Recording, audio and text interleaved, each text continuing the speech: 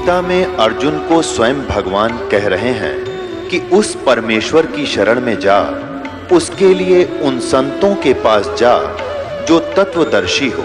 इसी प्रकार हजरत मोहम्मद को उनका अल्लाह कह रहा है कि कोई और पूर्ण परमात्मा है, उसको पाने के लिए उन तत्वदर्शी संत की तलाश कर। वो प्रभु कौन है, ये जानने के लिए कृपया अवश्य सुनिए जगत गुरु तत्वदर्शी संत रामपाल जी महाराज के अमृत वचन। दर्शकों, इनसे मिलते हैं। ये है सुनीता जी, जो अलवर राजस्थान की रहने वाली हैं। बचपन से ही इनकी देवी जी की पूजा आराधना में अटूट श्रद्धा थी।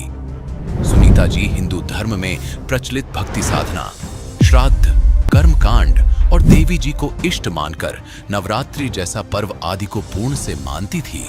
इन सब के बाद भी इन्हें न कोई लाभ मिला और न ही मोक्ष मार्ग मिल पाया। सुनीता जी का शरीर बीमारियों से हमेशा घिरा रहता था। सभी जगह अपना इलाज करवाने के बाद भी सुनीता जी अपने रोग से मुक्ति नहीं पा रही थी। इनकी जिंदगी तब बदली जब इन्हें अपने ही परिवार के सदस्य से संत रामपाल जी महाराज का पता चला। सुनीता जी ने बिना किसी देरी के संत रामपाल जी महाराज से दीक्षा ली और उनके द्वारा बताए गए सभी नियमों का पालन पूर्ण रूप से किया।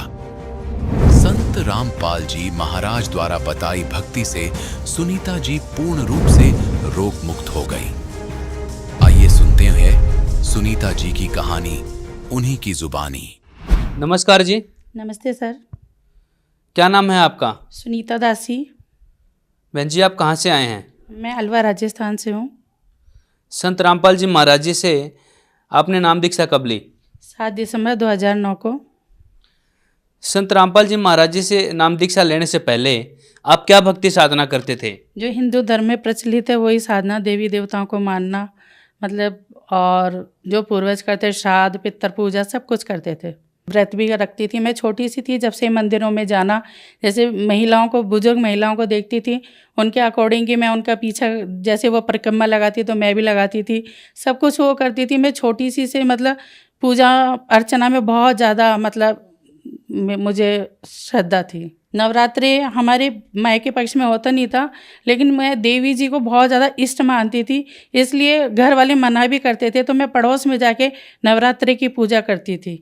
इस पे मेरी बुआ बोलती भी थी कि तू क्या कर रही है, अपने घर में ये होता भी नहीं है, फिर भी पता नहीं तू क्यों देवी को मानती है। लेकिन मैं फिर भी चोरी छिपे जैसे भी मैं देवी जी की पूजा करती थी। सर, लाभ की तो बस कुछ भी प्राप्त नहीं हुआ, क्योंकि 14 साल की उम्र में ही मेरी मम्मी का निधन हो गया था। मैं जानती भी नहीं थी कि भगवान से क्या, किस तरह से पूजा अर्चना करनी है, किस तरह से क्या मन्नत मांगनी है। हमारे अलवर राजस्थान में ही भर्तरी बाबा की स्थान है, धार्मिक स्थल है, वहाँ पर सब सवामनी वगैरह करते थे। तो मैं बहुत छोटी थी तो मैं वहाँ पर मैं भी गई थी धार्मिक स्थल पर। भर्तरी बाबा के सामने कहा, यहाँ पे जो भी मांगते हैं वो मन्नतें पूरी होती है। मैं जानती भी नहीं थी मन्नत होती क्या है, सवामनी क्या होती है, लेकिन फिर भी मैंने भर्तरी बाबा जी के जाके कहा कि परम हे भर्तरी बाबा, मेरी मम्मी को सही कर दोगे तो मैं सवामनी करूँगी। सवामनी होती क्या है मैं जानती भी नहीं थी, लेकिन फिर भी मैं मन्नत मांग के आई, लेकिन कुछ भी लाभ नहीं हुआ। जिसने जहाँ कहा हमने वो व्रत किया, लेकिन फिर भी किसी ने भी मेरी मम्मी को नहीं बचाया। मैं वैश्य जाति से हूँ, इसलिए वैश्य जाति में वैसे ही पूजा अर्चना, उद्यापन सब कुछ होता था, इसलिए हम सारी धर्म पूजा करते थे, लेकिन कुछ भी हमें लाभ नहीं हुआ। मेरी मम्मी को भी टीबी हो गया था, खूब इलाज कराया, लेकिन उसके बावजूद भी उन्हें कोई नहीं बचा पाया। इतनी पूजा करते करते मुझे इतनी प्रॉब्लम हो, शादी के बाद 1 साल बाद से ही मैं बीमार रहने लगी। बहुत चारों तरफ डॉक्टरों को दिखाते थे, लेकिन डॉक्टर समझ ही नहीं पाते थे कि इसको क्या बीमारी है। किसी डॉक्टर ने मतलब फिशर का ऑपरेशन कर दिया, किसी ने अपेंडिक्स का ऑपरेशन कर दिया, उसके बावजूद भी मेरी बीमारी एज इट इज़ बनी रहती। डॉक्टर कहते पता नहीं ये है क्या, हमारी तो समझ के बाहर है, इसके लिए तो कोई बाहर से ही डॉक्टर मंगाना पड़ेगा।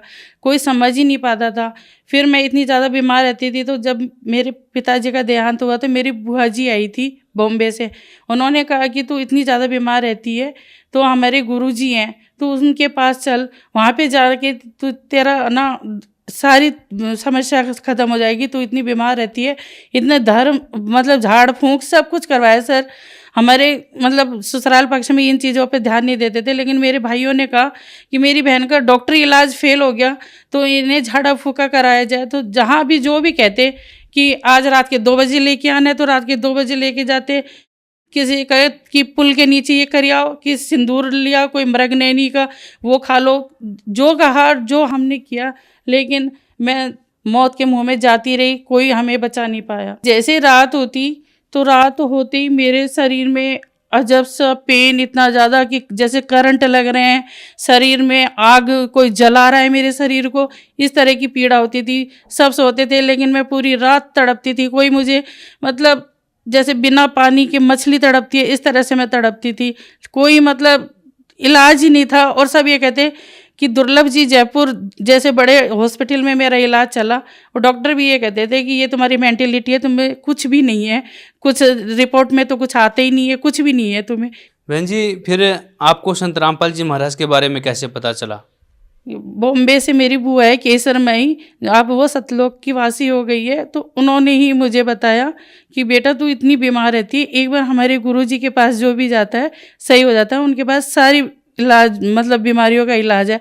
तो हम गुरु उरु में कोई विश्वास नहीं करते थे, आश्रम वगैरह हम मानते नहीं थे कि आश्रम में तो ऐसा वैसा होता है। मतलब जिस तरह से अभी 2-4 आश्रमों का वो निकला, इस तरह से हम समझते हैं कि आश्रम वगैरह में हम बिल्कुल भी विश्वास नहीं करते थे। तो हमने कहा कि बुआ जी ऐसे बोलती हो, ये भी कोई होता है, गुरुजी ऐसे कर भी सकते हैं क्या? तो हम नहीं मानते। फिर बुआ जी ने कहा नहीं, एक बार चल के देख कि वहाँ पे क्या होता है। फिर हम उनके कहने पे वो मुझे 7 दिसंबर 2009 को हम बरवाला आश्रम गए। उन्होंने नियम बताए कि नाम लेने के लिए, तो फिर नियम हमें थोड़े से वो लगे। फिर उन्होंने हमें जब ज्ञान समझाया तो हमें समझ में आया, और मैंने 7 दिसंबर 2009 को संत रामपाल जी महाराज से नाम दीक्षा ली। क्या जो आपकी बीमारी थी डॉक्टर डिटेक्ट नहीं कर पा रहे थे, आपको अजीब सी जलन होती थी, और ये सब बीमारी संत रामपाल जी महाराज से दीक्षा लेने के बाद क्या ठीक हो गई? जी सर, बिल्कुल ठीक हो गई, और मुझे जीवन दान मिला। क्योंकि संत रामपाल जी महाराज की शरण में जाने के बाद गुरुजी ने मेरे ऊपर, परमात्मा ने इतनी रजा की कि जो डॉक्टर समझ ही नहीं पा रहे थे कि मुझे बीमारी क्या है। मेरी MRI की रिपोर्ट 1 साल पहले डॉक्टरों को उसमें जो ट्यूमर था वो नज़र नहीं आया, लेकिन जब संत रामपाल जी महाराज ने मुझे आश्रम से भेजा कि बेटा अब दोबारा एक बार डॉक्टरी इलाज लो, तब उसमें उसी 1 साल जो पहले MRI हुई थी उसी में ही सब डॉक्टरों को वो ट्यूमर की रिपोर्ट नज़र आ गई। उन्होंने कहा कि ये पहले हमें क्यों नहीं दिखाई दी। उसके बाद तो मुझे बॉम्बे भेजा गया। तो मतलब AC कोच में मेरी सीट होती थी, रिजर्वेशन होता था, लेकिन मैं बैठ भी नहीं सकती थी पूरे टाइम। मतलब अलवर से और बॉम्बे तक मैं खड़ी ट्रैवलिंग करती थी। मुझे देख के सामने वाला भी रोने लग जाता था, इतनी तड़पती थी कि कोई भी मुझे मतलब कोई सो ही नहीं पाता था। सब देखते थे कि ये कितनी तड़पती है, इतना ज़्यादा पेन होता था कि बता नहीं सकती। वो दिन याद करके सर, मेरे छोटे छोटे बच्चे थे, मैंने परमात्मा से कहा कि परमात्मा मेरे बच्चे मेरे बिना अनाथ हो जाएंगे। परमात्मा ने कहा कि बेटा बंदी छोड़ तेरे साथ है, मैं तेरे साथ हूँ, तो जा डॉक्टर के पास। जैसे ही मैं गई वहाँ पे उन्होंने कहा कि 36 घंटे का ऑपरेशन है। डॉक्टर खुद भी नहीं बता पा रहे थे, 2 डॉक्टर थे, आधे शब्द वो बोल रहे थे, आधे वो बताने में भी हिचकिचा रहे थे कि इसको कैसे बताया जाए कि किस तरह की बीमारी है इसे। फिर भी जैसे तैसे करके उन्होंने बताया। उन्होंने कहा कि आपको लेट बात की जगह हटा दी जाएगी, परमानेंट थैली लगी जाएगी, इस तरह के करके उन्होंने मेरा मेजर ऑपरेशन बताया। 3 बार डॉक्टरों ने मुझे ऑपरेशन की डेट दी। तो जैसे ये पहली बार बताया तो मैं इतनी रोई गुरुजी के सामने आके कि गुरुजी अब मैं क्या करूं। संत रामपाल जी के सामने गिड़गिड़ाई। परमात्मा ने कहा बेटा मैं तेरे साथ हूँ, तू जा। मैं जब भी ऑपरेशन के लिए बॉम्बे जाती तो गुरुजी के आश्रम में ज़रूर आती थी आशीर्वाद लेने के लिए। परमात्मा कहते कि तू जा, मैं तेरे साथ हूँ। फिर वहाँ जाके एक बार हमने मेडिसिन तक ले ली थी, लेकिन फिर मैं गुरुजी को मैंने ईमेल भेजा बॉम्बे से कि गुरुजी अब मुझे कोई नहीं बचा सकता, मेरा क्या होगा। परमात्मा ने कहा कि बेटा चिंता मत कर, मैं तेरे साथ हूँ, मैं तेरे साथ कुछ भी बुरा नहीं होने दूंगा। उन्होंने दूसरी बार भी मेरा ऑपरेशन टाल दिया। तीसरी बार फिर डॉक्टरों ने कहा कि लास्ट डेट दी। मैं कहा बार बार मुझे ये डेट दी जा रही है और अब मेरा क्या होगा। मैं तीसरी बार, हमारा नंबर आने वाला था, डिस्प्ले पर नंबर आने वाला था। डॉक्टर ने कहा वेट करो, क्योंकि मीटिंगें चलती थी मेरी। जब डॉक्टर बताते थे उससे पहले मीटिंग करते थे, फिर उसके बाद हमें बताते थे कि मेरे साथ क्या होना है और क्या नहीं होना। फिर उन्होंने जगह जगह मतलब सारे 4-5 टीम होती थी, गैस्ट्रोलॉजी की, प्लास्टिक सर्जरी, सबसे मिलने के लिए कहा कि तुम जाओ। तो मैं जिस भी टीम से मिलती थी तो वो कहते थे तुम्हें पता है तुम्हारा कितना बड़ा ऑपरेशन है, तुम्हें पता है तुम्हारा कितना बड़ा, मतलब पूरा टाटा मेमोरियल के जो डॉक्टर थे, जो मेरा डॉक्टर अजय पुरी, वो सब हिल से गए थे कि ये क्या बीमारी है और मैं उस पेशेंट से मिलना चाहता हूँ जो ये ऑपरेशन कराने के लिए तैयार हुई है। मैं तैयार केवल इसलिए हुई थी कि मेरे छोटे छोटे बच्चे थे और मेरे जो नंद की जेठ थे वो डॉक्टर थे। उन्होंने कहा कि अगर भाभी ऑपरेशन कराती है तो हो सकता है ये 8-10 साल जिंदा भी रह जाए और अपने बच्चे देख सकती है, इनके बच्चे बड़े हो जाए इतने। तो डॉक्टर भी कह रहे हैं कि मैं वो पेशेंट से दोबारा मिलना चाहता हूँ कि उसने इतना बड़ा ऑपरेशन जो 36 घंटे किससे कहते हैं, हमारी आंखें इन्हीं पे गड़ी रहेगी, ये कैसे मतलब हम इनको झेल पाएंगे, किस तरह से इन्होंने हाँ किया है। लेकिन सिर्फ मैं अपने बच्चों की वजह से मैंने इतना बड़ा ऑपरेशन के लिए हाँ किया था।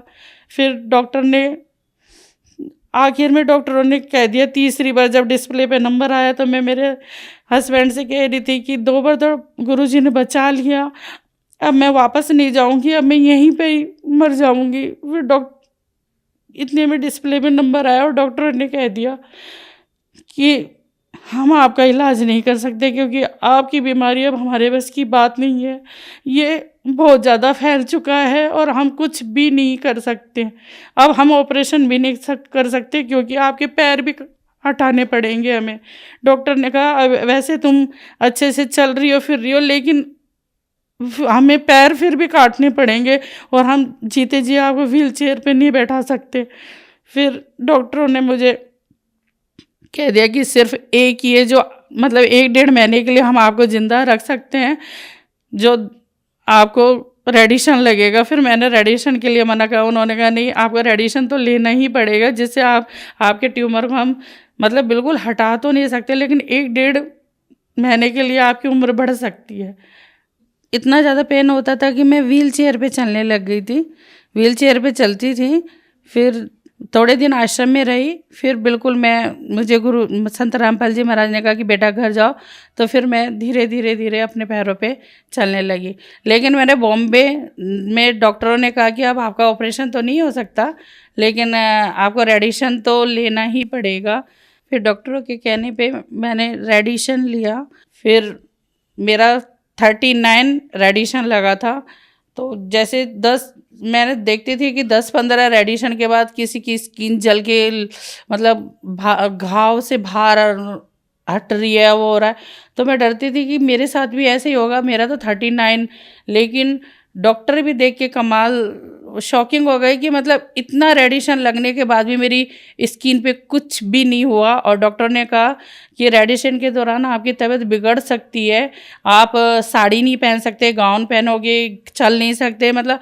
लेकिन मेरे साथ ऐसा कुछ भी नहीं हुआ। मैं लास्ट टाइम तक साड़ी भी पहने हुए थी, क्योंकि उन्होंने कहा गाउन पहनोगे क्योंकि वो शरीर में चिपक जाएगा, क्योंकि घाव बन जाएगा रेडिएशन लगने के बाद। लेकिन मेरे साथ ऐसा कुछ भी नहीं हुआ। और चारों तरफ जैसे इतनी बीमारी इतनी ज़्यादा थी कि जहाँ भी मैं जाती तो सब कहते हैं कि ये शाने भोपे के, उसके बाद भी कहते हैं कि वहाँ चलो आप सही हो जाओगे। तो फिर मैंने कहा कि चाहे कुछ भी हो जाए, मैं संत रामपाल, मैंने पूरी दुनिया देख ली, जहाँ जहाँ हमें देखना था वो देख चुकी। अब संत रामपाल जी महाराज की शरण छोड़ के कहीं नहीं जाऊँगी, चाहे मेरी जान ही चली जाए। बस परमात्मा का वो दिन था, परमात्मा ने ऐसी रजा करी कि सिर्फ एक रेडिएशन ही लिया। और रेडिएशन इसका कोई वैसा इलाज नहीं है, केवल वो रोक सकता है, बीमारी ख़त्म नहीं कर सकता। लेकिन संत रामपाल जी की असीम कृपा से मेरा वो मतलब ट्यूमर कैंसर बिल्कुल ठीक हो गया। बहन जी, संत रामपाल जी महाराज जी की कृपा से जो आपका कैंसर ठीक हो गया, ये कैसे संभव हुआ, जबकि डॉक्टरों ने तो आपका ऑपरेशन करने से मना कर दिया था? जी, संत रामपाल जी एक संत नहीं, वो पूर्ण परमात्मा है। वो संत रामपाल जी के चोले में पूर्ण षष्ठी रचनाहार कबीर साहब आए हुए हैं। क्योंकि एक साइंस भी जहाँ फेल हो जाती है वहाँ संत रामपाल जी का असर वो शुरू होता है। क्योंकि साइंस भी एक भगवान ही बना, साइंस भगवान से बढ़कर नहीं हो सकती, साइंस भी भगवान ने ही बनाई है। तो संत रामपाल जी की कृपा से ही मैं आज बिल्कुल सही, बिना ऑपरेशन, आज मैं टाटा मेमोरियल हॉस्पिटल में जाके देखती हूँ, छोटे छोटे बच्चे, बूढ़े बुजुर्ग सब इतना इलाज करा और लास्ट में क्या होता है, मरते हैं। मुझे डॉक्टरों ने कहा कि सिर्फ 1.5-2 महीने आप बचोगी। मैं जब मेरे बच्चे छोटे छोटे थे तो मैं इतनी तड़पती थी कि जिंदा लाश थी ना, मैं लेटती तो कोई दूसरा ही लिटाता था, चद्दर भी कोई दूसरा उड़ाएगा, सब कुछ। और आज मैं अपने पैरों पे खड़ी हूँ। मैं दूसरों को भी, मतलब जो मुझे व्हील चेयर पे लेके जाते, आज मैं पब्लिक को व्हील चेयर पे लेके जाती हूँ, आश्रम में लेके जाती थी। और आज मैं घर पर बिजनेस भी शुरू कर दिया है। जो एक गिलास पानी नहीं, मेरी 2 साल की बेबी थी, उसको मैं दूध की बोतल, वो रोती थी, मैं दूसरों पे बोझ बनी हुई थी। मैं परमात्मा से ये कहती थी कि परमात्मा, मैं दूसरों पे बोझ कब तक। तो परमात्मा, संत रामपाल जी महाराज ने कहा कि बेटी तू चिंता मत कर, तू अपना बोझ खुद उठाएगी, अपने बच्चों का खुद काम करेगी, सब कुछ। मतलब जो मैं मन में सोचती थी, मैं सुनती थी कि भगवान भी कहाँ है, कैसा होता भी है क्या नहीं भगवान। मैं जब शुरू में संत रामपाल जी महाराज के पास गई तो मैं तड़पती थी इतना ज़्यादा। ऐसा नहीं है, मैं 8 साल तक दिन रात क्या होता है, मैं सोती नहीं थी, पूरी दुनिया सोती थी, मैं पूरी रात जगती थी, खड़ी रहती थी। मतलब पूरा टाइम मैं यही सोचती थी कि कब दिन की चिड़िया की आवाज़ आए, कब। मैं बॉम्बे में 4 महीने रही थी तो मुझे ये लगता है कि कब सुबह लोकल ट्रेन 4 बजे शुरू हो जाती है तो कब लोकल ट्रेन की आवाज़ शुरू हो कि भाई दिन निकल। मतलब ऐसे तड़पती थी मैं, दिन रात खड़े रहती थी। समझ में नहीं आता था कि मेरा ये जीवन इतना कष्टमय। मैं संत रामपाल जी महाराज से कहती थी कि मुझे मौत दे दो, मुझे मौत दे दो, मुझे नहीं जीना। क्योंकि जब मैं कहराती थी तो पूरा आश्रम गूंज जाता था, इस तरह की मुझे तड़प होती थी। फिर संत रामपाल जी महाराज ने कहा कि बेटा, मैं तुझे पीड़ा काटूंगा, मैं तुझे मौत नहीं दूंगा, मैं मेरी बेटी को बचा के रहूंगा। इतने साइंस तो इतनी है, क्यों नहीं इतने हॉस्पिटल भरे हुए, क्यों नहीं सही हो जाते, क्यों फिर भी मर रही है पब्लिक, क्यों। एक संत रामपाल जी महाराज जी ऐसे हैं जो जीवन रक्षक है। अगर सत्य भक्ति करे, श्रद्धा रखे, विश्वास रखे, आज आप केवल ये कह दो कि भाई संत रामपाल जी महाराज से कि मैं तुम्हारी शरण में आना चाहता हूँ, तो तभी से तुम्हारे लाभ होना शुरू हो जाएंगे। मैं बॉम्बे टाटा मेमोरियल हॉस्पिटल में जाके मतलब पूछ भी सकते हैं, जाके कह भी सकते हैं कि राजस्थान अलवर से सुनीता गुप्ता सैक्रम कोडोमा की पेशेंट है, वो सारी रिपोर्ट आपको देंगे। आप वहाँ पे जाके टाटा मेमोरियल में पूछ सकते हैं। बहन जी, संत रामपाल जी महाराज जी से नाम दीक्षा कैसे ले सकते हैं? संत रामपाल जी महाराज से नाम दीक्षा बहुत सारे टीवी चैनलों पर संत रामपाल जी महाराज का सत्संग आ रहा है और उन पर सत्यलोक आश्रम के कांटेक्ट नंबर आ रहे हैं, तो वहाँ पर आप कांटेक्ट करके जो आपके समीप नामदान स्थल है वहाँ से नाम दीक्षा लीजिए।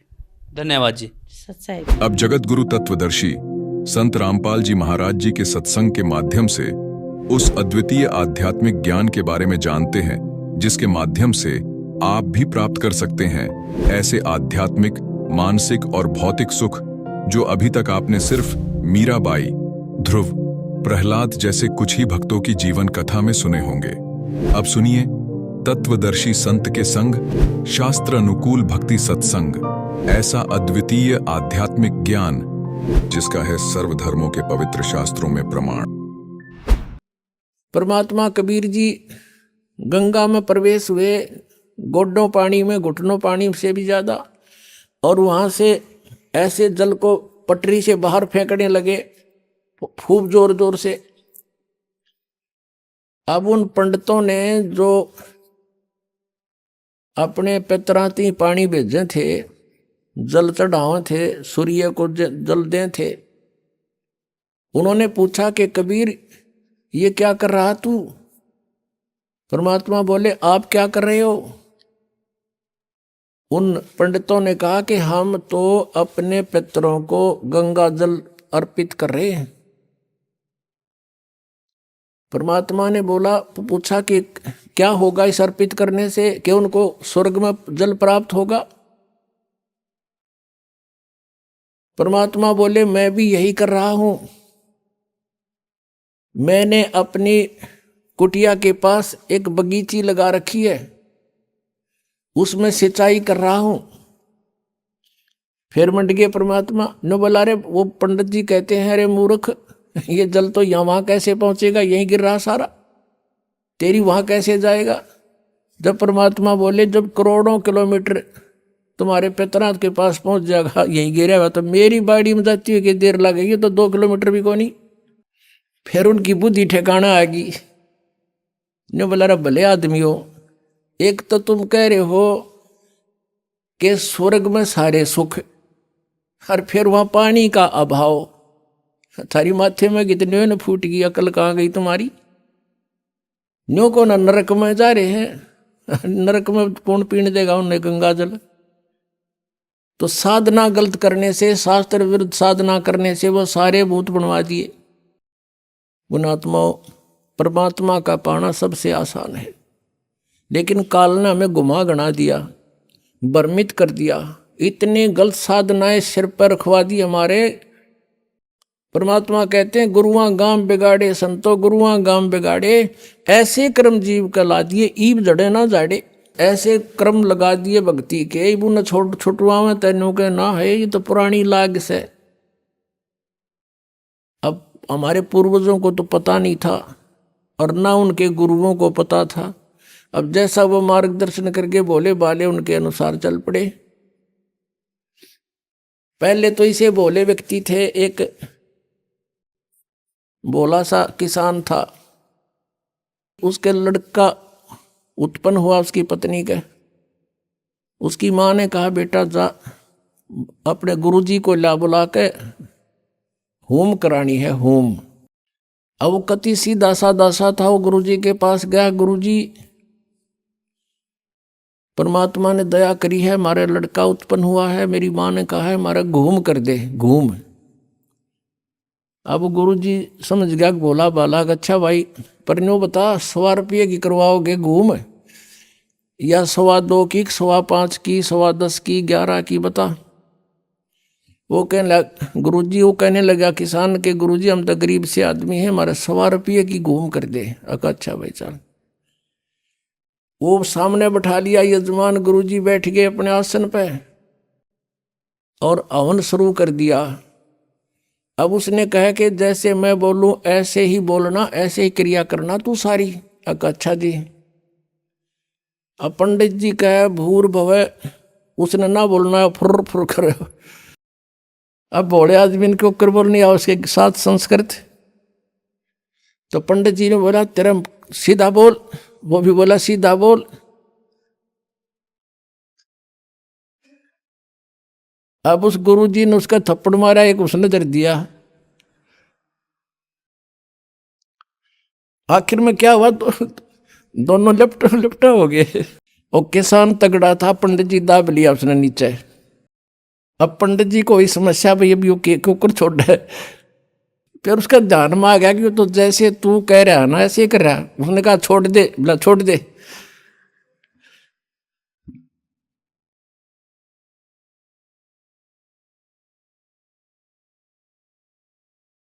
तो दोनों भिन्न भिन्न हो गए।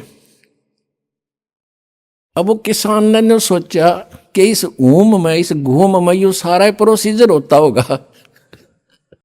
अब हमने बतावा हंसी, पहले हमारे गेरिया बुंडी बने रही थी नो की नो, बिना ज्ञान के ये हंडोड़ा बना रहे थे हमारा। जब उनके सांस से उतर लिए, जो किसान कहता बोला पंडित जी, बोला शुक्र है मेरा सौभाग्य था, मैंने 100 करवा ली, जब 5.25 की करवा लूँ तो दोनों मराऊं आज। अब ये सारी सच्चाई है वैसे, क्योंकि अब तो हम समझदार हो गए, हमने पता लग गया कि मूर्खा टोल इकट्ठा हो रहा था, हमने मूर्ख बना रहे थे। तो परमेश्वर कबीर जी ने आके हमें ये तत्व ज्ञान पहले ही समझाने की चेष्टा की थी, लेकिन शिक्षा के अभाव से हम उन नकली गुरुओं को सतगुरु मानते रहे। उन ऋषियों को, महर्षियों को जो नकली थे, उनको हम सचमुच वेद ज्ञान दाता मानते रहे, जिस कारण से आज तक हम सफर कर रहे हैं, उसको आज तक हम भोग रहे हैं। तो पुण्यात्माओं अब भी कुछ नहीं बिगड़ा है, क्योंकि ये तो असंख्य जन्म अनगिन जन्मों का झंझट था, अब भी निमट जाएगा, कोई बड़ी बात नहीं। परमात्मा कबीर परमेश्वर जी हमें याद दिलाया करते थे उस समय कि तुम जो साधनाएं करते हो ये शास्त्र विरुद्ध है, और श्री ब्रह्मा, श्री विष्णु, श्री शिव जी ये नाशवान है, इनकी जन्म और मृत्यु होती है, ये अविनाशी नहीं है। इस बात से पहले तो हमारे जो श्रोता थे वह दुख मान्या करते, वो फिर जाकर कहते अपने गुरुओं को कि कबीर ऐसे बोलता है, वो कहता है ब्रह्मा विष्णु महेश नाशवान है, इनकी जन्म मृत्यु होती है, इनके माता पिता हैं। तो वो नकली गुरु कहा करते थे कि कबीर अशिक्षित है, ये झूठा है, ये क्या समझे हमारे पुराणों को, पवित्र पुराणों को। पवित्र पुराणों में सदग्रंथों में लिखा है, जो हम बताते हैं वो सत्य है, कबीर झूठ बोलता है। पुण्यात्माओं,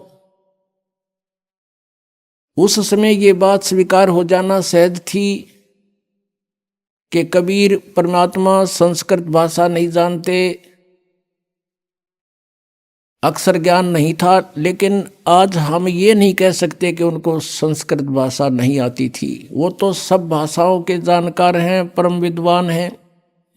वो चींटी और हाथी की भाषा भी समझते हैं, वो सब पक्षी और पशुओं की भी भाषा जानते हैं, पृथ्वी के सभी प्राणियों की भाषा समझते हैं।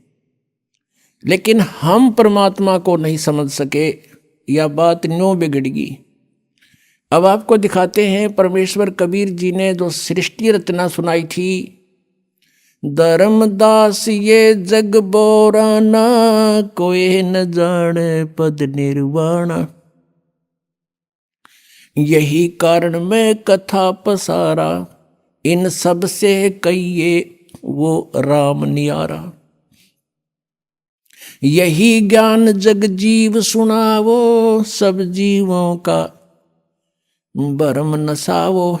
अब मैं तुमसे कहूँ चिताई, त्रिदेवन की उत्पत्ति भाई। तुम्हारे तीनों देवताओं की, रजगुण ब्रह्मा, सदगुण विष्णु, तमगुण शिव जी का कैसे जन्म हुआ ये बताता हूँ। ज्ञानी सुने सो हृदय लगाई, मूर्ख सुने तो गम ना पाई। माँ अष्टंगी पिता निरंजन, ये जम दारुण वंशन अंजन। पहले कीन निरंजन राई, पीछे से माया उपजाई। माया रूप देख अति शोभा, देव निरंजन तन मन लोभा।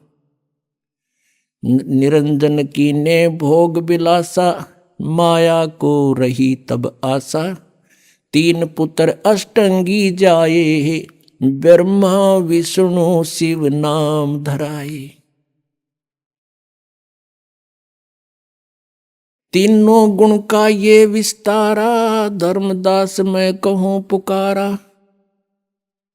तीन देव विस्तार चलावे, इनमें यो जग धोखा खावे। आज से 600 वर्ष पहले परमात्मा ने अपनी अमृतवाणी में लिपिबद्ध करवा रखी है ये ज्ञान। तो पुण्यात्माओं, अब पता चलेगा कौन था विद्वान और कौन है अविद्वान। एक संस्कृत भाषा के जान लेने से महर्षि नहीं बन सकता, शास्त्री तो कह सकते उसको, और वो विद्वान नहीं हो सकता। अब आपको पहले तो ये दिखाते हैं कि कबीर परमेश्वर जी ने 600 वर्ष पहले ये शब्द, ये वाणी, अमृतवाणी, तत्व ज्ञान बोला था, जो आज हमारे सदग्रंथ सेकंड कर रहे हैं। धर्मदास जी एक महान आत्मा हुए हैं, परमात्मा उनको आकर मिले थे अपने लीलावत स्वभाववश, जैसे लीला परमात्मा किया करता है। वेद बताते हैं, ऋग्वेद मंडल नंबर 9 सूक्त नंबर 86 का मंत्र 26 और 27 में कहा है कि परमात्मा अपने भक्तों के सब संकट दूर करता है, अपने रूप को सरल करके वहां से गति करके आता है, वो तीसरे मुक्ति धाम में रहता है, ध्रुवलोक के तीसरे पृष्ठ पर विराजमान है, यानी सतलोक में रहता है। और वहां से गति करके चल के आता है, भक्तों को मिलता है, उनको ज्ञान उपदेश देता है, भक्ति का यथार्थ ज्ञान बताता है। और वो परमात्मा राजा के समान देखने जोगा है, दर्शनीय है, और वो अच्छी आत्माओं को आकर मिलता है।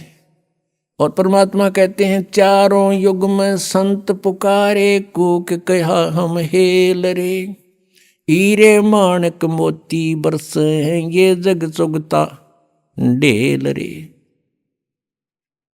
अब परमात्मा परमेश्वर कबीर देव जी, कबीर साहब जी जिन पुण्यात्माओं को मिले, उन्होंने फिर ढोल के डंके पे परमात्मा के प्रचार किया उस सच्चे ज्ञान का। तो प्रत्येक युग में प्रभु आते हैं कबीर परमेश्वर जी। सतयुग में सत्सुकृत नाम से, त्रेता में मुनिंदर नाम से, द्वापर में करुणा में नाम से, और कलयुग में वो कबीर नाम से। तो उन्होंने कहा था कि चारों युग में मेरे संत पुकारे, और हमने भी आवाज लगा लगा कर ढोल के डंके पे कहा कि हीरे माणक मोती बरसे, यो जग चुगता ढेल रे। हीरे मोती छोड़ के सत साधना रूपी, इस सत नाम रूपी सच्चे नाम और सार नाम रूपी मोती को ना ग्रहण करके ये आन उपासना, आन साधनाएं, अन्य देवताओं की पूजा रूपी डले ढो रहे हैं, कंकर इकट्ठी कर रहे हैं। तो उस समय परमात्मा की यह बात समझ में ना आई हमारे कि ब्रह्मा विष्णु महेश भी माता पिता है इनके, और अब भी यही दास के साथ यही हो रहा है। हम ये सत्य ज्ञान परमात्मा का दिया हुआ अब आप तक पहुंचा रहे हैं, तो कुछ जिनकी रोजी रोटी, जिनका निर्वाह बाधित हो रहा है, वो कूद कूद पड़ रहे हैं, लेकिन अब उनकी दाल गले को नहीं, क्योंकि समाज शिक्षित हो गया। आज से 600 वर्ष पहले परमात्मा ने कहा था ब्रह्मा विष्णु महेश नासवान है, इनकी जन्म मृत्यु होती है, इनके माता पिता हैं, पर नहीं जची हमारे, पर आज जचेगी। अब दिखाते हैं आपको। पुण्यात्माओं, परमात्मा को पहचानना हमने, और जिस समय हमारे दृढ़ विश्वास हो जाएगा कबीर इज गॉड, फिर नथिंग एल्स, फिर कुछ भी ना बच्चे शेष, फिर तो उसके उनके द्वारा बताएगी साधना, फिर ये विश्वास हो कि यही मंत्र है मोक्ष मार्ग, यही है, दूसरा है नहीं, फिर बातें खत्म होगी। अब ये 36, ये पता नहीं 360 गुरु, 360 मंत्र बना रखे इन्होंने, ये मनमाना आचरण है जो सदग्रंथों में प्रमाण नहीं है। तो सबसे पहले हमने इस अंधकार को हटाना है, अज्ञान को हटाना है, नाश करना अज्ञान का, इस तत्व ज्ञान की रोशनी में आपको लाना है। अब देखिएगा 600 वर्ष पहले परमात्मा ने अपनी सच्चिदानंद घन ब्रह्म की वाणी में, कबीर वाणी में, कबीर सागर में, जो आदरणीय धर्मदास साहिब जी ने लिपिबद्ध किया है, उसमें ज्यों का त्यों लिखा है, पढ़िए स्वयं। ये देखिएगा कबीर सागर संपूर्ण 11 भाग, खेमराज श्री कृष्ण दास बम्बई से प्रकाशित है। ये पुराना प्रकाशन है, बहुत पुराना। यहाँ देखिएगा कबीर सागर ज्ञान सागर प्रथम खंड, कबीर पंथी भारत पथिक, स्वामी युगलानंद बिहारी द्वारा परिष्कृत, मुद्रक एवं प्रकाशक है खेमराज श्री कृष्णदास, अध्यक्ष श्री वेंकटेश्वर प्रेस, खेमराज श्री कृष्णदास स्मारक, मुंबई। अब हम आपको ले चलते हैं इसके बोध सागर ज्ञान बोध में। ये ज्ञान बोध और ये बोध सागर पृष्ठ नंबर 21 पर आपको पढ़ाएंगे। धर्मदास ये जग बोराना, कोई न जाने पद निर्वाणा, यही कारण मैं कथा पसारा, जग से कहिए वो राम नियारा। ये राम है, नाम इन्होंने गलत मिसप्रिंट कर दिया है कबीर पंथियों ने। यही ज्ञान जग जीव सुनावो, सब जीवों का भरम नसावो, अब मैं तुमसे कहूँ चिताई, तेरे देवन की उत्पत्ति भाई। कुछ संक्षेप कहूँ गहुराई, सब संशय तुमरे मिट जाई। भरम गए जग वेद पुराना, आदि राम का भेद न जान्या। ये राम है नोट नाम। राम राम सब जगत बखाने, आदि राम कोई बिरला जाने। ये नाम इन्होंने लिखा है, गलत लिख दिया, मिसप्रिंट बाद में इन्होंने संशोधन करा अपनी जान में, लेकिन अकल तो इनमें थी नहीं। अब सचमुच यहाँ चल रहा है कि राम राम सब जगत बखाने, आदि राम माने सनातन परमात्मा, सबसे पहला प्रथम पुरातन भगवान कोई बिरला जाने। ज्ञानी सुने सो हृदय लगाई, मूर्ख सुने तो गम ना पाई। माँ अष्टंगी पिता निरंजन, ये जम दारुण वंशन अंजन। अब इनकी माता अष्टंगी दुर्गा है, पिता ये ज्योत निरंजन काल है। पहले कीन निरंजन राई, पीछे से माया उपजाई।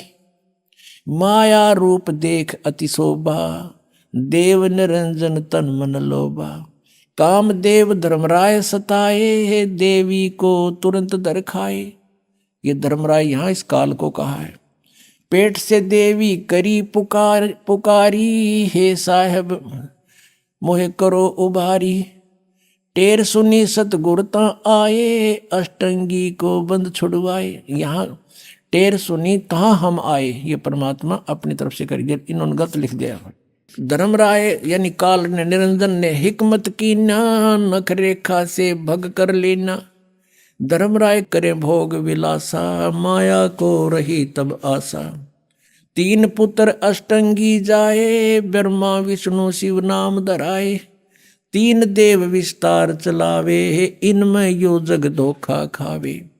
पुरुष गम को कैसे को पावे, काल निरंजन जग भरमावे। तीन लोक अपने सुत दीन्या, सुन निरंजन बासालीन्या।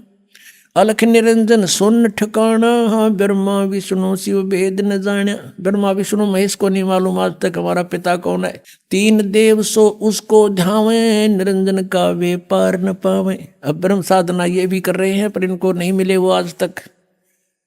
अलख निरंजन बड़ा बटपारा, तीन लोक जीव कीन आहारा। ये ठग है बटपारा, तीन लोक के जीवों को खा रहा है। ब्रह्मा विष्णु शिव नहीं बचाए, सकल खाए पुन धूर उड़ाए। कहते ब्रह्मा विष्णु महेश को भी मारेगा, इनको भी खाएगा। तिनके सुत हैं तीनों देवा, अंधर जीव करते हैं सेवा। होय होय। कहते इस काल के ये तीन पुत्र हैं ब्रह्मा विष्णु महेश, और ये अंधे ज्ञानहीन ज्ञान नेत्रहीन प्राणी कहते इनने की पूजा करते हैं। अकाल पुरुष काहू नहीं चीन्या, काल पाए सभी गए लीन्या। तीन देव और असुर अवतारा, ताको भजे सकल संसारा। गुण तीनों का ये विस्तारा, धर्मदास मैं कहूँ पुकारा। गुण तीनों की भक्ति में ये भूल पड़ो संसार, कहें कबीर निज नाम बिना कैसे उतरो पार। तीन देव की जो करते भक्ति, इनकी कदे ना हो मुक्ति। अब पुण्यात्माओं कलेजा फट जा जब बुद्धिमान व्यक्ति हो। अरे 600 वर्ष पहले आकर के ये वाणी जिसना मन पढ़ कहा करते थे अशिक्षित और वेद शास्त्रों को नहीं जानता, और उन्होंने ये लिख रखा है कि ऐसा ऐसा था, और आज यही हमारे सदग्रंथों में लिखा हुआ मिल जावे तो पुण्यात्माओं भगवान कौन है? कबीर इज गॉड, परमात्मा ही बता सकता है। जैसे गीता ज्ञान दाता ये ब्रह्म है, यही काल है, अपने पुत्र श्री कृष्ण में प्रवेश करके ये बोल रहा, ये ऐसी ही लीला करता है, ये किसी के सामने नहीं आता। श्रीमद् भगवद गीता अध्याय नंबर 4 श्लोक नंबर 5 और 9 में ये स्वयं कहता है, अर्जुन तेरे और मेरे बहुत जन्म हो चुके हैं, तू नहीं जानता मैं जानता हूँ, मेरे कर्म और जन्म अलौकिक है। इसके कर्म अलौकिक यूँ हैं, यूँ किसी में प्रवेश करके बोल पड़ता है। और गीता जी अध्याय नंबर 7 के श्लोक नंबर 24-25 में कहा है कि ये मूर्ख समुदाय सामने खड़े सैनिक मुझे ये कृष्ण मान रहे होंगे, आई एम नॉट कृष्ण। मुझ अव्यक्त को ये व्यक्ति आप न मननते, ये मुझे कृष्ण मान रहे होंगे जो मैं ये बोल रहा हूँ। मैं कृष्ण नहीं हूँ, मैं अपनी योग माया से छुपा रहता हूँ, मैं कभी किसी के समक्ष प्रकट नहीं होता। ये मेरा अटल अनुतम घटिया नियम है, मैं कभी किसी के सामने नहीं आता, मैं छुपा रहता हूँ, गुप्त रहता हूँ।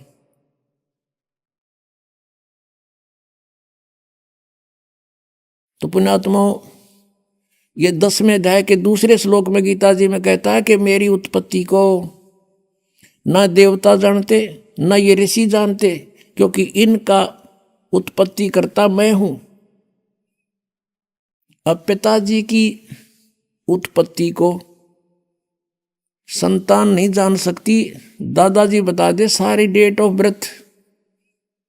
तो हमारे दादाजी ने आके कबीर परमेश्वर ने इनकी डेट ऑफ बर्थ बता रखी है और इस ब्रह्म की उत्पत्ति बता रखी है। इनके बाप की भी उत्पत्ति बता रखी है, पिता की कैसे उत्पन्न हुआ था वो। तो कौन है वो भगवान जिसने सारी सृष्टि रची? कबीर इज गॉड, वो कबीर परमेश्वर है। अनंत कोट ब्रह्मांड का एक रति नहीं भारे, सतगुरु पुरुष कबीर हैं ये कुल के सिरजनहारे। अनंत कोट ब्रह्मांड का एक रति नहीं भार। अब जैसे वैज्ञानिक ने वायुयान बना दिया और बना के घुमा दिया और बीच में बैठ गया, बता उस पर कैसे भार हुआ?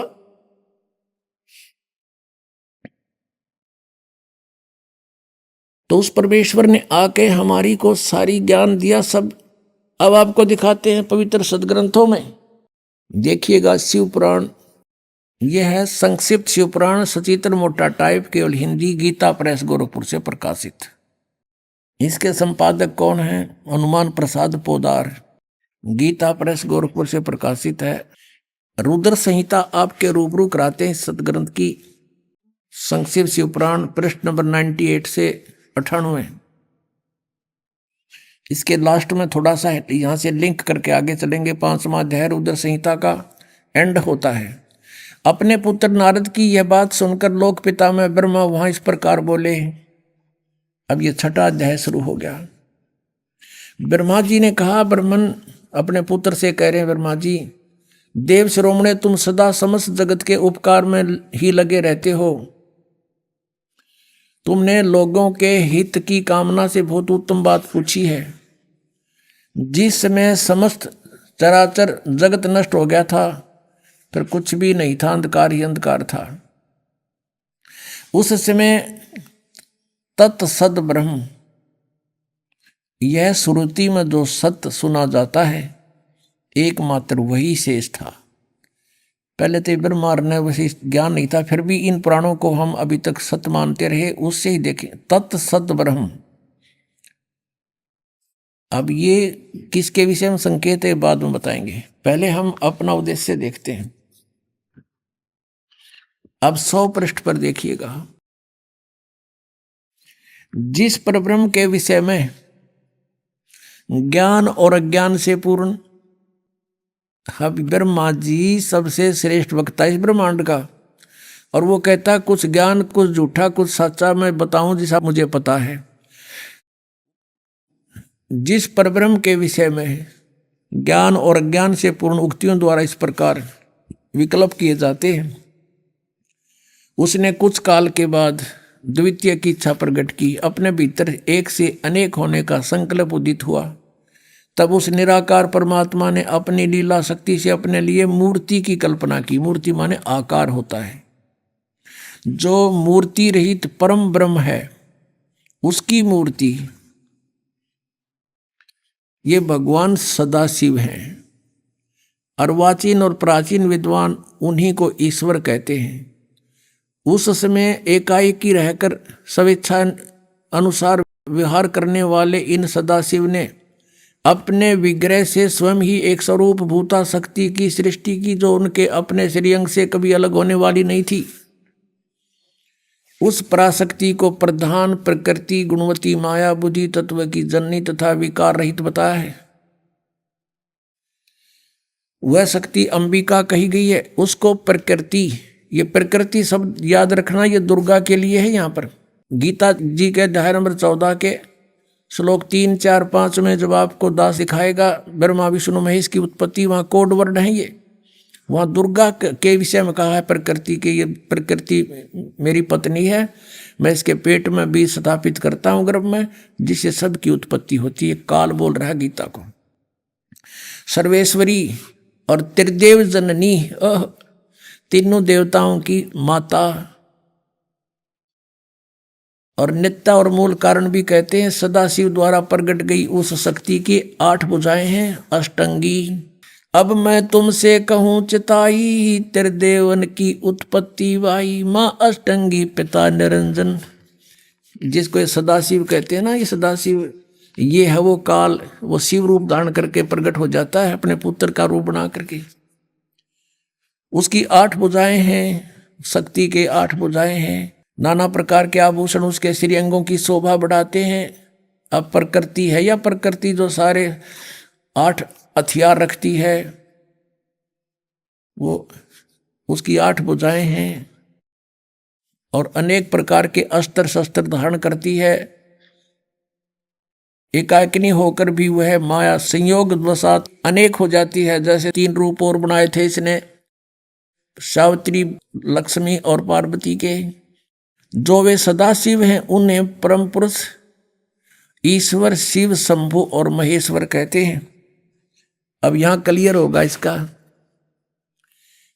अब ये हम 101 पर आगे पढ़ते पढ़ते 101 पृष्ठ पर रुद्र संहिता, और ये 6, 7वां अध्याय चल रहा है। वे अपने सारे अंगों पर भस्म रमाए रहते हैं। उन काल रूपी ब्रह्म ने, हो गया क्लियर, वो काल रूपी ब्रह्म है, ब्रह्मा विष्णु महेश का जो पिता है, दुर्गा का पति है। काल रूपी ब्रह्म ने एक ही समय में शक्ति के साथ, नाथ नहीं है, शक्ति के साथ शिवलोक नामक क्षेत्र का निर्माण किया था। उस उत्तम क्षेत्र को काशी कहते हैं। वे प्रिया और प्रियतम रूप, वे दोनों पति पत्नी के रूप में शक्ति और शिव, दुर्गा और ये काल रूपी ब्रह्म जो परमानंद स्वरूप है, उस मनोरथ क्षेत्र में नित्य निवास करते हैं। आगे देखो, देवर से एक समय उस आनंद वन में रमण करते हुए शिवा और शिव के, दुर्गा और काल के मन में यह इच्छा हुई कि किसी दूसरे पुरुष की भी सृष्टि करनी चाहिए, कोई संतान उत्पन्न करनी चाहिए। जिस पर यह सृष्टि संचालन का महान भार रखकर हम दोनों केवल काशी में रहकर स्वेच्छानुसार विचरें और निर्वाण धारण करें।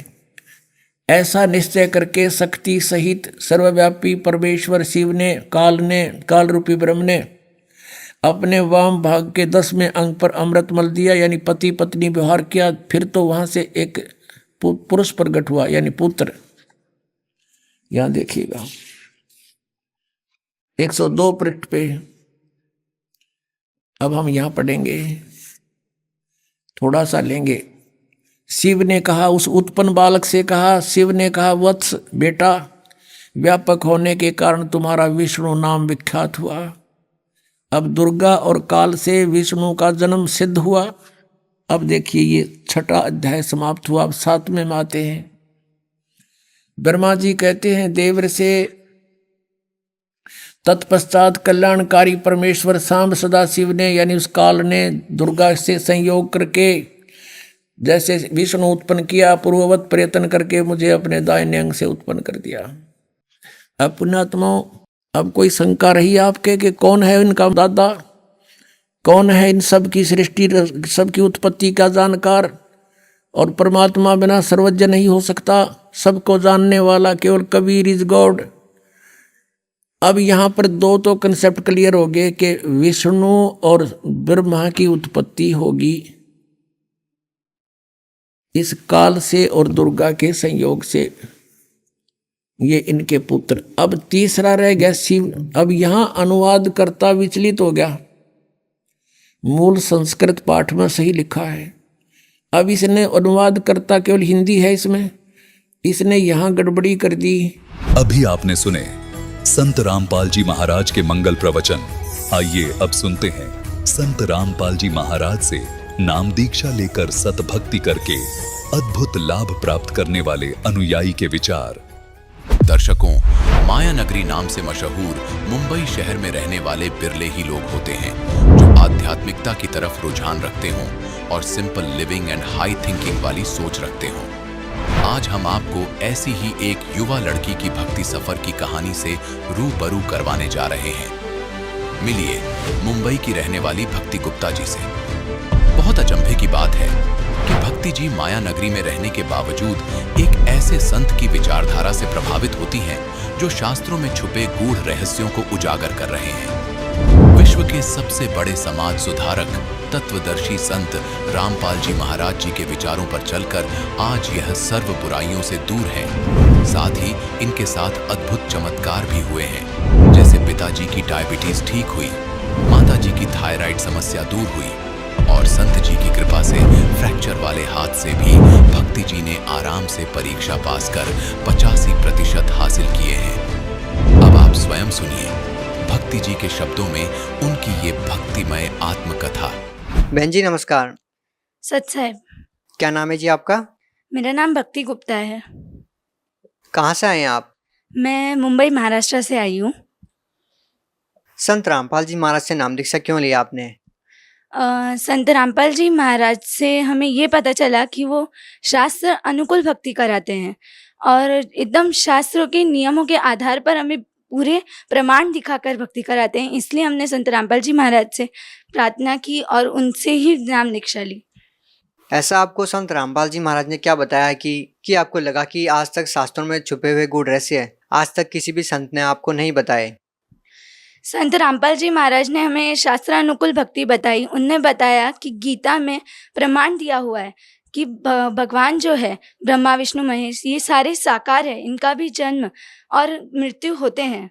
बाकी सब धर्मगुरुओं ने हमें ये सब बारे में नहीं बताया था। उनने ये भी हमें बताया कि हमें व्रत उपवास ये सब नहीं करने चाहिए। और जैसे कि सब धर्मगुरु है वो हमें कहते थे कि हमें उपवास रखने चाहिए, हमें श्राद्ध निकालना चाहिए और वही सब चीज़ें हमें प्रमाण के साथ गीता जी में बताई संत रामपाल जी महाराज ने कि ये सब करने से हमें कोई मोक्ष प्राप्ति नहीं होगी या कोई सत्मार्ग नहीं मिलेगा। तो संत रामपाल जी महाराज ने आप लोगों को जो भक्ति साधना बताई तो उस भक्ति से आप लोगों को कोई लाभ मिला? हाँ, लाभ तो बहुत सारे हुए हैं जिनकी हम गिनती नहीं कर सकते, पर सबसे बड़े लाभ ये हुआ है कि मेरे पापा जी हैं जिनको डायबिटीज़ बहुत ज़्यादा ही रहती थी कि 500 से नीचे उतरने वाली डायबिटीज़ आज एकदम नॉर्मल है, जो कि सिर्फ संत गुरु रामपाल जी महाराज की वजह से हुई है, उनसे प्रार्थना करने से हुई है। और मेरी मॉम, उनको थायराइड की प्रॉब्लम थी जो उनके पैर की नस उस वजह से दब गई थी और उन सदगुरु रामपाल जी महाराज से प्रार्थना करने के बाद हमें उस प्रॉब्लम से भी छुटकारा मिला। मेरी मॉम एकदम क्योर हो गई हैं, उनके पैर की नस जैसी थी वैसी बिल्कुल हो गई है, एकदम ठीक हो गई बिल्कुल। बाद में डॉक्टर के पास एक्सरे करा के देने के बाद डॉक्टर खुद शॉक्ड हो गए कि नहीं, आज भी ऐसा हो सकता है कि कोई गुरु जी के कहने से या संत रामपाल जी महाराज से प्रार्थना करने से आज भी ये सब क्योर हो रहे हैं। और मेरी सबसे बड़ी प्रॉब्लम ये हुई थी कि मेरी 10th की बोर्ड एग्ज़ाम्स में मेरे राइट हैंड जो है जिससे मैं सारे पेपर्स लिखती हूँ वो मेरा हाथ फ्रैक्चर हो चुका था, बिल्कुल लिखने की कंडीशन में नहीं था। मैं एकदम तब रोने जैसी हो गई थी, मैं अपने कष्ट बता नहीं पा रही थी किसी को कि इतना पेन हो रहा था, मैं पेपर लिखने की हालत में नहीं थी।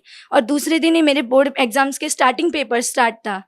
मैंने गुरुजी से प्रार्थना की, संत रामपाल जी महाराज से अरदास की कि गुरुजी मैं अब कैसे लिखूंगी पेपर। मैंने उनको प्रार्थना भेजी, तब संत रामपाल जी महाराज ने मुझे कहा कि नहीं बेटा तू लिखेगी, मालिक दया करेंगे।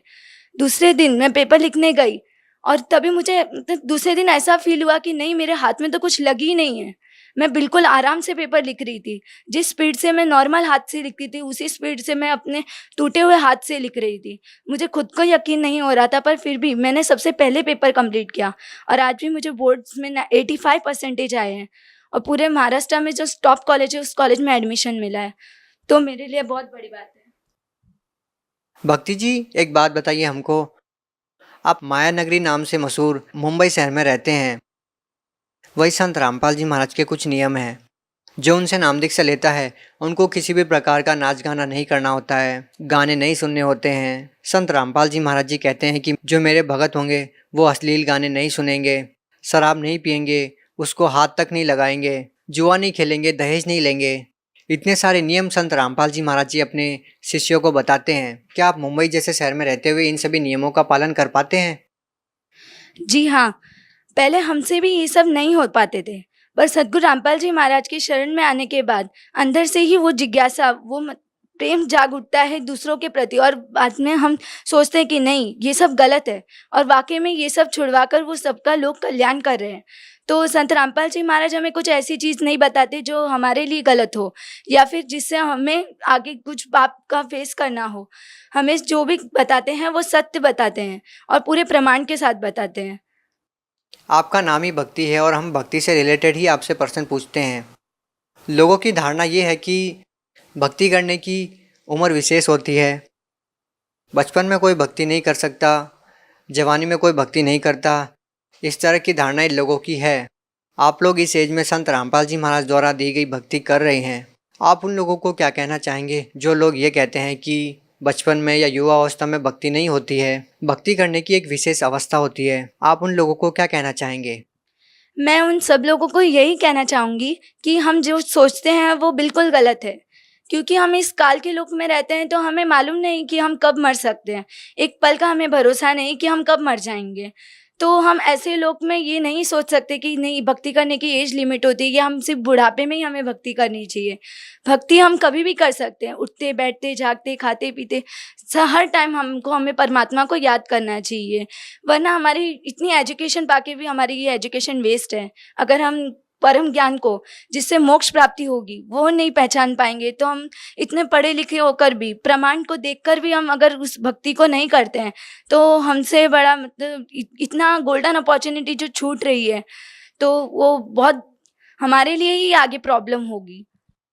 हरियाणा से सैकड़ों किलोमीटर दूर मुंबई शहर में संत रामपाल जी महाराज की इतनी लोकप्रियता, युवा लोग संत रामपाल जी महाराज को इस कदर फॉलो करते हैं, उनके नियमों पर चलते हैं। इस तरह का एक मानव समाज संत रामपाल जी महाराज तैयार कर रहे हैं।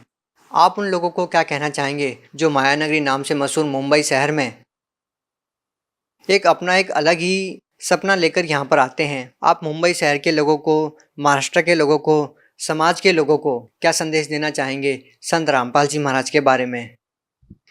संत रामपाल जी महाराज जो भक्ति बताते हैं उनसे हमें लाभ तो होते ही हैं, पर हमें ये भी पता चलता है कि नहीं, जो आज तक हम भक्ति कर रहे थे, जो हमने इतना वक्त वेस्ट किया है, उससे हम लोग इतना पछतावा होगा कि नहीं, काश ये भक्ति हमें पहले मिल गई होती तो हम आज पता नहीं कितनी भक्ति कर चुके होते। तो मैं सभी लोगों को यही संदेश देना चाहूँगी कि आप संत रामपाल जी महाराज के सत्संग सुने, उनका ज्ञान समझें, उनसे नाम दीक्षा लें और अपना कल्याण करें।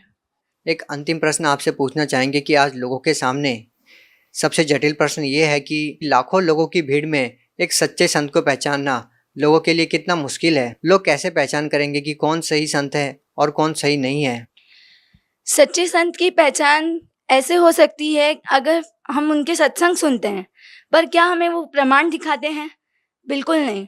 वो बस अपने ही तरह की मनगढ़ंत अपनी भक्ति बताते हैं, किसी भी शास्त्र को दिखा के वो भक्ति नहीं कराते, जो कि पूरे प्रमाण के साथ सद्गुरु रामपाल जी महाराज पुस्तकों को दिखाकर, गीतों, वेदों, पुराण, शास्त्रों को दिखाकर हमें भक्ति करा रहे हैं। तो इससे पता चलता है कि सही संत होगा वो कोई भी ग्रंथों को छुपाएगा नहीं, कोई भी श्लोकों को नहीं छुपाएगा, वो सभी प्रमाणों के साथ हमें भक्ति कराएगा। तो जो संत रामपाल जी महाराज भक्ति करा रहे हैं वो पूरे प्रमाणों सहित करा रहे हैं। तो मुझे ऐसा लगता है कि वो भक्ति बिल्कुल सही है और शास्त्र अनुकूल है। जी बहुत बहुत धन्यवाद। धन्यवाद सर।